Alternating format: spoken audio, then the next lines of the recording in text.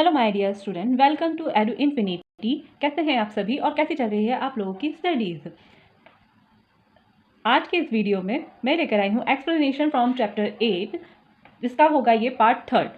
Actually ये demanded video था, इसलिए मैंने इसे प्रॉपर एक्सप्लेनेशन किया है और इस चैप्टर को कंप्राइज किया हुआ है 3 पार्ट्स में। तो इसके first and second part already मैं अपलोड कर चुकी हूँ और आज जो होगा पार्ट 3 वो इस चैप्टर का एंड पार्ट होगा और इसका टॉपिक है reproduction in human beings. Part 3 को स्टार्ट करने से पहले हम पार्ट 2 के कुछ टॉपिक रिवाइज कर लेते हैं ताकि हमारी कंटिन्यूटी इजीली बनी रहे। पार्ट 2 जो था वो हमने पढ़ा था sexual reproduction in flowering plants. Flowering plants में सेक्सुअल रिप्रोडक्शन कैसे होता है, वहाँ पर हमने फ्लावर का बहुत डीप स्ट्रक्चर अच्छे से समझा था। उसके पार्ट्स पढ़े हुए थे, स्टैमेन क्या होता है, पिस्टल क्या होता है, स्टाइल, ओवरी और जर्म सेल्स होते हैं और मेल जर्म सेल होते हैं और फीमेल जर्म सेल्स भी होते हैं, पोलन ग्रेन्स क्या होते हैं और किस तरह से पोलन ग्रेन ट्रैक में ट्रैवल करके और फीमेल जर्म सेल से फ्यूज़ होकर जाइगोट बनाते हैं। ये सारी प्रोसेस हमने पार्ट 2 में पढ़ी थी, जहाँ पे हमने बहुत इंपॉर्टेंट और basic definitions, self pollination, cross pollination क्या होता है, जर्मिनेशंस, मोनोकॉट, डाइकॉट, ये सारे डेफिनेशंस वहाँ पे हमने डिस्कस किए हुए थे। और बहुत ज़्यादा इंपॉर्टेंट जो लॉन्गिट्यूडिनल सेक्शन है फ्लावरिंग प्लांट का, वो भी हमने वहाँ डिस्कस किया हुआ था। ओके, तो जैसा कि अब हमने रिवाइज कर ही लिया है एक शॉर्ट में, तो अब हम आगे प्रोसीड करते हैं हमारे इस चैप्टर को। और आज जो टॉपिक होगा वो reproduction in human beings. Human beings में भी किस तरह से रिप्रोडक्शन होता है हम वो आज समझेंगे। तो चलिए स्टार्ट करते हैं हमारे आज के इस वीडियो। जैसा कि आप देख पा रहे हैं कि मैंने इस चैप्टर को एक्सप्लेन करने के लिए हर बार हर पार्ट्स में कुछ नोट्स फॉर्म में आपको इसे प्रेजेंट किया है। तो आप भी अगर यही करें कि जितने भी मैंने ये जो नोट्स के क्लासिफिकेशन टाइप में लिखे हुए हैं, आप इसे वीडियो को पॉज करके और इसे लिखें तो नोट मेकिंग में बहुत हेल्पफुल होगा, बहुत बेनिफिट होगा। तो अगर हम देखें हमारा जो पार्ट 3 है ह्यूमन बींग में रिप्रोडक्शन हमें आज समझना है, तो आपको थोड़ा सा फ्लावर को भी रिलेट करना पड़ेगा। फ्लावर में हमने क्या किया था कि समझा था उसे किस फॉर्म में, वहाँ पे हमने 2 जर्म सेल्स देखे थे, एक फीमेल और एक मेल। तो वैसे ही होता है ह्यूमन बींग्स में भी। ह्यूमन बींग्स में 2 जर्म सेल्स इन्वॉल्वमेंट है। पहला है स्पर्म जो कि मेल जर्म सेल होता है, दूसरा है एग जो कि फीमेल जर्म सेल होता है। जब ये दोनों स्पर्म एंड एग आपस में जब फ्यूज होते हैं तो जाइगोट फॉर्मेशन ह्यूमन बींग्स में भी होता है। और इस प्रोसेस को थोड़ा सा हम ऐसा भी समझेंगे कि ये जो स्पर्म है वो टेस्टिस में, ये मेल पोर्शन है, स्पर्म जो होता है वो टेस्टिस में टेस्टोस्टेरोन की हेल्प से जनरेट होते हैं, है ना। तो testosterone is a hormone which produce sperms, okay, eight the time of puberty. ये आपको इजीली समझ में आ रहा होगा। स्पर्म जनरेट होते हैं टेस्टिस में with the help of testosterone eight the time of puberty. अब ये प्यूबर्टी क्या है? ओके, तो ह्यूमन बींग में एक फेज होता है, एक एज होती है जिसे प्यूबर्टी कहते हैं, या फिर हम लोग कहते हैं टीन एज। टीन एज जो होती है वो स्टार्ट होती है अपनी 13 से 19 तक रहती है। बॉयज़ एंड गर्ल्स जो होते हैं उनमें ये हार्मोनल चेंजेस का पीरियड होता है और इस फेज़ में ही काफ़ी कुछ चेंजेस देखने को मिलते हैं बॉयज़ में और गर्ल्स में। मतलब हम वही मेल और फीमेल की ही बात कर रहे हैं और अल्टीमेटली आने वाले हमारे जर्म सेल्स के टॉपिक पर। ओके, तो स्टार्ट तो यहीं से होता है। जो हमारा बॉडी स्ट्रक्चर है, इंटरनल स्ट्रक्चर, वो पूरा डिपेंड करता है हार्मोन्स के चेंजेस पर या हार्मोन के सिक्रीशन पर। तो ये जो फेज़ होता है प्यूबर्टी टाइम, टीन एज, वहाँ पे हार्मोन चेंजेस काफ़ी जैसे हम कहेंगे कि स्टार्ट होने के बाद और सिक्रीशन का होता है, जिसकी वजह से कुछ फिजिकल चेंजेस देखने को मिलते हैं और कुछ मेंटल चेंजेस भी देखने को मिलते हैं। और सबसे पहले अगर हम डिस्कस करें तो बॉयज़ में क्या क्या चेंज होते हैं, तो बॉयज़ में इस between this teen age at the time of puberty some changes are seen. First here hair growth on faces, जिसे हम माउस्टैच वगैरह बियर्ड भी कहते हैं, जो बॉयज़ में देखने को मिलती है। फिर कुछ वॉइस क्रैक होती है, जो एडम्स एप्पल आप लोगों ने पढ़ा होगा, एक नेक पर आउटग्रोथ हो जाता है, बॉयज़ में होता है दिस एट दिस टाइम, है ना। उसकी वजह से उनको एक वॉइस क्रैक होती है पर्टिकुलर बॉयज़ में। फिर कुछ कैरेक्टर ऐसे हैं जो गर्ल्स और बॉयज़ दोनों में ही देखने को मिलते हैं, जैसा कि मैंने यहाँ लिखा एक्ने ऑन फेस। तो फेस पर एक्ने आना ये जनरल है दोनों में, गर्ल्स में एंड बॉयज़ में। ये टीन एज और ये प्यूबर्टी के चेंजेस हैं, यहाँ से हम कंफर्म कर सकते हैं कि हार्मोनल चेंजेस हो रहे हैं। फिर फोर्थ पॉइंट लिखा हुआ है ऑयली स्किन। अब ये ऑयली स्किन फेस पर होता है, ऑयल सिक्रीशन होता है, किसी को कम किसी को ज़्यादा, किसी का पोर्शन नेक किसी का पोर्शन जो होता है नोज फोरहेड, इस तरह से पोर्शन चेंज हो सकते हैं, लेकिन गर्ल्स बॉयज़ में दोनों में ऑयली स्किन है। अच्छा, ये ऑयली स्किन है तभी वो एक्ने भी होता है।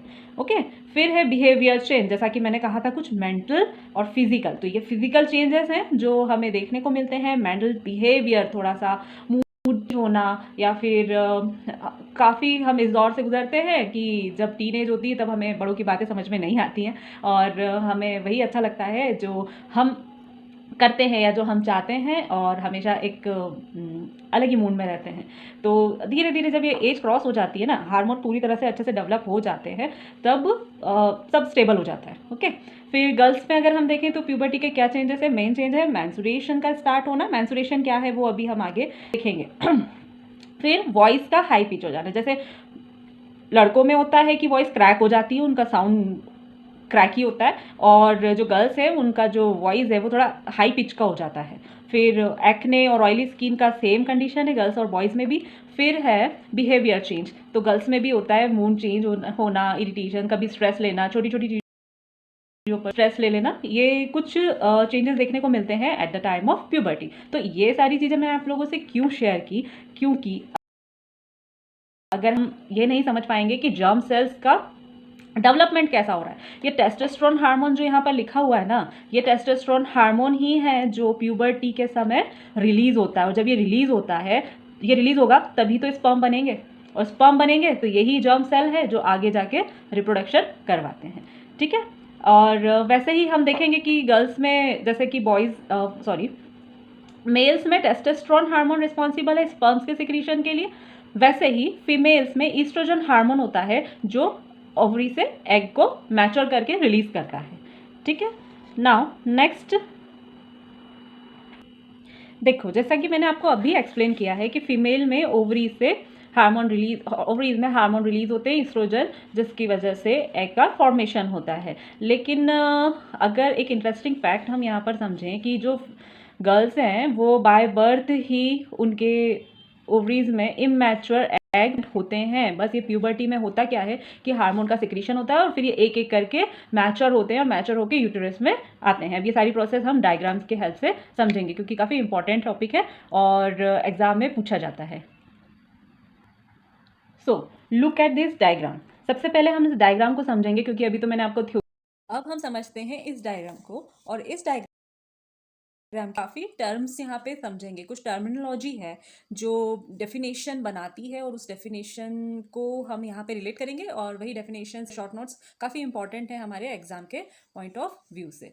ठीक है, तो डायग्राम को समझते हैं। ये है ये जो बॉल लाइक स्ट्रक्चर दिख रहा है, दोनों साइड में लेफ्ट एंड राइट दो ओवरीज होती हैं, और ये ओवरीज जो है वो इस फैलोपियन ट्यूब से कनेक्टेड रहती हैं। ये देखो, ये लिखा है ओवरी, उसके बाद इसके ऊपर जस्ट लिखा हुआ है फैलोपियन ट्यूब। इस फैलोपियन ट्यूब को हम ओविडक्ट भी कहते हैं।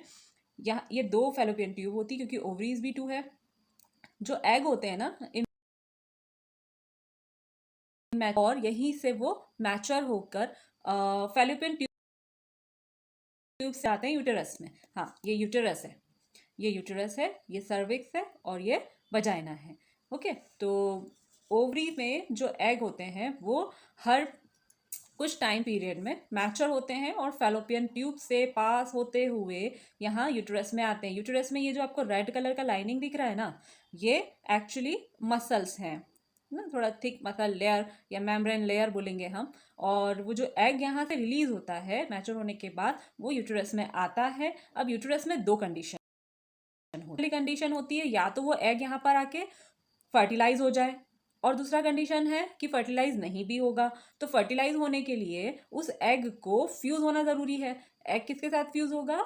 जो स्पर्म्स होते हैं, मतलब मेल के जो जर्म सेल्स होते हैं, वो अगर एंटर करते हैं और यहाँ पर फीमेल के जर्म सेल के साथ फ्यूज हो जाते हैं, तब फर्टिलाइजेशन होता है। और ये जो फर्टिलाइजेशन होता है, तब यहाँ पर जो एग होता है स्टिक हो जाता है इस वॉल पे, यूट्रस की वॉल पे। और स्टिक होने के बाद जाइगोट फर्टिलाइजेशन होता है, फर्टिलाइजेशन के बाद जाइगोट फॉर्मेशन, जाइगोट से एम्ब्रायो बनता है, एम्ब्रायो जो होता है वो डेवलप होता है और 9th मंथ के बाद एक यंग वन में वो रिप्रोड्यूस होता है। ओके, तो एक फेज तो ये हो गया, जब फर्टिलाइजेशन हुआ, दोनों जर्म सेल आपस में फ्यूज हुए, तब ये प्रोसेस होती है। यहाँ पे अटैचमेंट हो जाता है उस एग का, और जैसे ही वो अटैच होता है तो यहाँ पर प्लेसेंटा एक लेयर बनती है। प्लेसेंटा लेयर जो बनती है वो नरिशमेंट प्रोवाइड करती है यहाँ पे एम्ब्रायो को टिल 9 मंथ और eight the time of pregnancy, और इसी फेज को हाँ हम प्रेगनेंसी भी कहते हैं। तो प्लेसेंटा क्या है, इससे रिलेटेड एक क्वेश्चन बनता है। और तो ये एक फेज थी जब दोनों जर्म सेल यहाँ पे आपस में फ्यूज हुए और किस तरह से रिप्रोडक्शन होगा, और जो एम्ब्रायो है वो पूरा एक यंग वन में पूरा बॉडी स्ट्रक्चर यहीं पर डेवलप करता है। फिर एक सेकेंड फेज होता है जब निकला और फैलोपियन ट्यूब से ट्रैवल होते हुए वो यूट्रस के वॉल पर आया, और अगर यहाँ पे उसे स्पर्म के साथ कांटेक्ट नहीं हुआ, फ्यूज नहीं हुआ, तब उसकी मैच्योरिटी इतनी हो जाएगी कि वहीं पर ब्रेक हो जाता है, और ब्रेक होने की वजह से यहाँ पर वो शेड होने लग जाता है। और शेड होता है इस लाइनिंग के साथ में, कभी कभी ये लाइनिंग भी शेड होती है और एग जो है वो भी शेड होता है with blood and some blood. तो उस कंडीशन को बोलते हैं मैंसुरेशन। तो ये था मैंसुरेशन, जो हम था अभी एक इम्पॉर्टेंट नोट्स में कि मैंसुरेशन क्या होता है।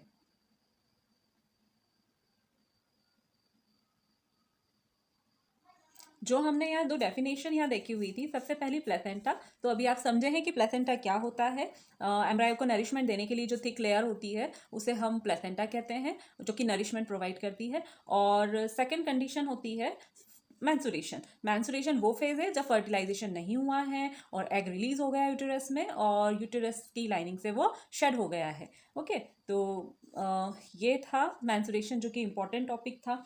अब नेक्स्ट जो है वो है रिप्रोडक्टिव हेल्थ। अभी हमें रिप्रोडक्टिव हेल्थ के बारे में भी काफ़ी कुछ समझना है।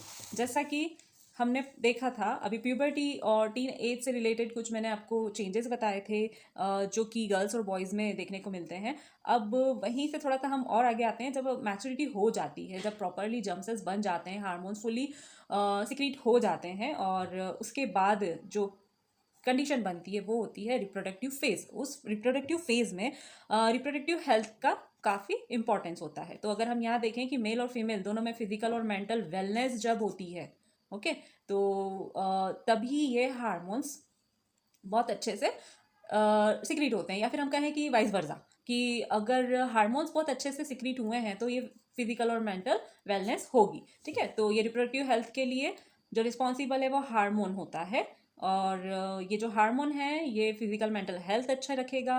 उसके बाद में अगर हार्मोन प्रॉपर सिक्रीट हुआ है तो जर्म सेल्स भी अच्छे से डेवलप होंगे, मैच्योरिटी अच्छी आएगी और रिप्रोडक्शन भी पॉसिबल होगा। लेकिन ये कंटेन नहीं हो पाती है, तो उसके पीछे कुछ रीजंस हैं।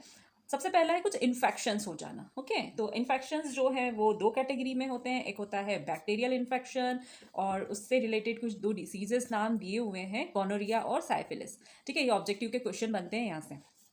नेक्स्ट है वायरस। वायरस एक पॉजिटिव फैक्टर है जिससे वॉट्स और HIV एड्स जैसी बीमारियां होती हैं। ठीक है, तो यहाँ पे काफ़ी आपको एब्रीवेशंस देखने को मिलेंगे लास्ट में, जैसे HIV का फुल फॉर्म, एड्स का फुल फॉर्म, IUCD का फुल फॉर्म। ये मैं आपसे सेकंड टाइम डिस्कस कर रही हूँ, हमने IMP में भी इसे डिस्कस किया हुआ है। IUCD का फुल फॉर्म, STD का full form, sexually transmitted diseases. Okay, और इन डिसीजेस के क्या क्या एक एक कॉजेस हैं या कैरेक्टरिस्टिक्स हैं वो भी आप देख लें तो ये चैप्टर पूरा कंप्लीट होता है। यहाँ मैंने बेटर फ्यूचर किसके लिए कहा गया है, यहाँ बेटर फ्यूचर कहा गया है आने वाले चिल्ड्रंस के लिए और नई जनरेशन के लिए। अगर आप उनका बेहतर भविष्य देखना चाहते हैं तो आपको काफ़ी कुछ चीज़ों का ध्यान रखना होगा, अपनी रिप्रोडक्टिव हेल्थ कंडीशन, फैमिली और हमारा इकोनॉमी और फैमिली स्टेटस, बैकग्राउंड, काफ़ी कुछ चीज़ें ध्यान में रखते हुए बर्थ कंट्रोल मेजर्स अपनाने होते हैं। तो ये बर्थ कंट्रोल मेजर्स 3 कैटेगरी में यहाँ डिवाइडेड हैं। पहला है मैकेनिकल मेथड, जिसमें प्रोटेक्शन प्रोवाइड करते हैं। फिर केमिकल मेथड जो होता है जिसमें ड्रग्स, कुछ पिल्स वगैरह दे के बर्थ को कंट्रोल किया जाता है।